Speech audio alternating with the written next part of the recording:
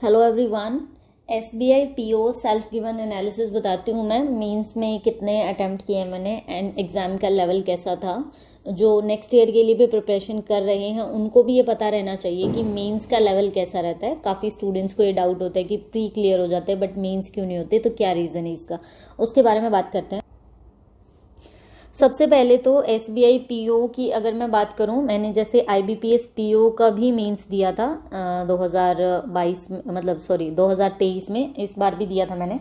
But IBPS PO के अगर मैं मेंस की बात करूं किस तरह का उसका मेंस एग्जाम रहा, जिस तरह से मैंने देखा है स्टूडेंट्स को, उसके कंपैरिजन में अगर हम देखें तो एसबीआई पीओ का एग्जाम उससे थोड़ा सा ज़्यादा डिफिकल्ट था। उससे डिफिकल्ट होना था बिकॉज एसबीआई पीओ मतलब सब एग्जाम अगर हम बैंकिंग की बात करें तो उसमें डेफिनेटली सबसे ज़्यादा मुश्किल होता है। इसमें मेरे अटेम्प्ट्स बता देती हूँ।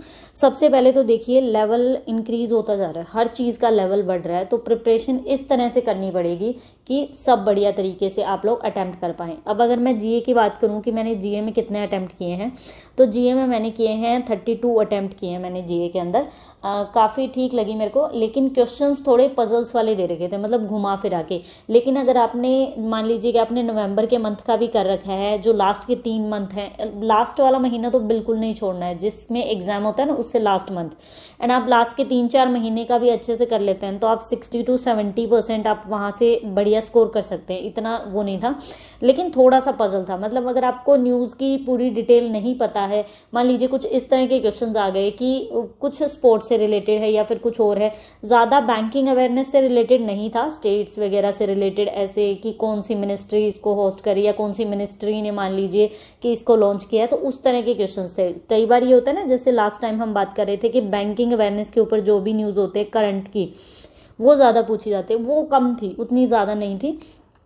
अब अगर मैं बात करूं, अब हम बात कर लेते हैं इंग्लिश के बारे में कि इंग्लिश का एग्जाम कैसा था। तो इंग्लिश के पेपर की अगर बात करें तो इंग्लिश डुएबल थी, मतलब बाकी के कंपैरिजन में देखें तो इंग्लिश बढ़िया थी। जिसकी इंग्लिश बढ़िया है ना वो यहाँ से अच्छा स्कोर कर सकता है, मतलब डेफिनेटली आप अच्छा स्कोर कर सकते हो यहाँ से। मैंने अटेम्प्ट किए, मैंने 34 अटेम्प्ट किया है इंग्लिश के अंदर और मुझे बढ़िया लगी, डुएबल लगी, जिस हिसाब से मतलब आप लोग कर सकते हैं इंग्लिश को, इतना डिफिकल्ट नहीं था। जैसे मैं बता रही हूँ आईबीपीएस पीओ, जैसे मैं 2022 की बात करूँ तो मैंने वो सारे मेंस एग्जाम दे के देखे हुए उस टाइम में, तो मेरे को पता है कि किस तरह का लेवल आता है।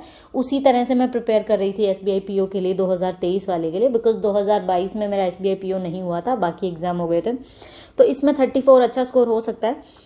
एंड उसके बाद अगर हम बात करूं रीजनिंग एंड मैथ्स की, तो सबसे ज़्यादा डिफिकल्ट रीजनिंग एंड मैथ ही लगा मुझे इसमें। अगर मैं रीजनिंग की बात करूं तो बिल्कुल भी अच्छा अटेम्प्ट नहीं हुआ मुझे, डेफिनेटली सच में ऐसे लग रहा है कि मैं इससे ज़्यादा अटेम्प्ट कर सकती थी। मैंने रीजनिंग में सिर्फ मैंने 14 क्वेश्चन अटेम्प्ट किए रीजनिंग में, बिकॉज इतने डिफिकल्ट यार पजल्स दे रखी थी उसके अंदर, मतलब बहुत ज़्यादा टाइम लग रहा था पजल्स के अंदर। कई बार तो ऐसे लगा कि मैंने जैसे 7-8 की किए थे एंड हाफ टाइम मेरा जा चुका था 7-8 क्वेश्चन में। तो नंबर नहीं बता रही मैं, सिर्फ आपको क्वेश्चंस बता रही हूँ। कई क्वेश्चन क्या होता है ना, 2-2 नंबर के होते हैं, तो उस तरह से मे बी बड़ो नंबर इंक्रीज हो सकते हैं। अभी मैं आपको क्वेश्चंस बता रही हूँ कि मैंने 14 अटेम्प्ट किए, ये नहीं पता कि वो 2 नंबर वाला कर दिया या 1 नंबर वाला, बट मैंने पजल्स बनाई हैं। और जो रीजनिंग के क्रिटिकल रीजनिंग के क्वेश्चंस होते हैं 1-2 वो भी ट्राई किया मैंने, बाकी मैक्सिमम 2 मैंने पजल्स पे फोकस किया, 2 पजल बनाए हैं मैंने। इसके अलावा अगर मैं बात करूँ क्वांट्स की कि मैंने क्वांट्स में कितने किए, तो क्वांट भी डिफिकल्ट था, ट्रस्ट में क्वांट एंड रीजनिंग दोनों ही डिफिकल्ट थे। तो मेन पूरा अगर हम देखें तो आपकी जीए एंड इंग्लिश बेटर है तो आप लोग ये क्लियर कर सकते हैं, अदरवाइज थोड़ा सा डिफिकल्ट है। मतलब क्वांट्स की अगर मैं बात करूं तो हद मार के, मतलब अच्छी से अच्छी क्वांट है ना तो भी आप इससे ज़्यादा नहीं बना पाओगे। मैंने 18 स्कोर किया क्वांट्स में, 18 क्वेश्चन मैंने कर दिए थे क्वांट्स में, और वो भी अर्थमेटिक की वजह से मैं मानती हूँ कि मेरे इतने हो गए, अदरवाइज नहीं होते।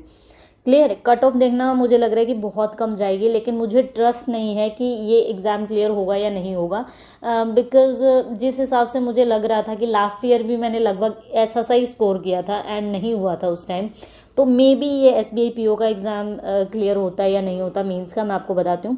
डिस्क्रिप्टिव की अगर मैं बात करूँ तो एक लेटर एंड एक ऐसे था। ऐसे की बात करें तो उसमें जो जनरेशन गैप वाला था वो किया था, एंड उसमें एक एडिटर वाला लेटर लिखा था मैंने, एंड जनरेशन गैप मतलब वर्क प्लेसेस के ऊपर उस टाइप पे। तो आपको 250 वर्ड्स लिखने होते हैं ऐसे में, एंड लेटर में 150 to 170, तो लगभग उतने ही वर्ड्स हो जाते हैं।